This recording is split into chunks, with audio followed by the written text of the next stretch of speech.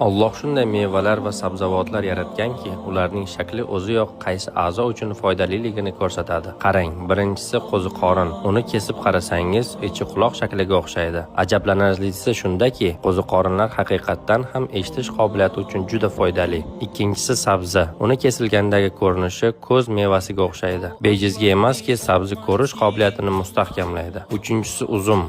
Uzum shingillari o'pka alveolalariga o'xshaydi va u nafas olish tizimi salomatligini saqlashga yordam beradi. To'rtinchisi yong'oq. Uning shakli inson miyasiga ajoyib darajada o'xshaydi va u miya faoliyati hamda xotirani mustahkamlaydi. Beshinchisi pomidor. Uni yarmiga bo'lganda yurakka o'xshaydi va haqiqatdan ham yurak qon tomir tizimi salomatligini qo'llab-quvvatlaydi. Oltinchisi loviya. U ko'rinishi bo'yicha buyrak shakliga o'xshaydi va ularni mustahkamlashda foydalidir. G'arbda bejizga buyrak loviyasi deb atalmaydi. Darhaqiqat, Allohning har bir yaratgan narsasida tafakkur qiluvchilar uchun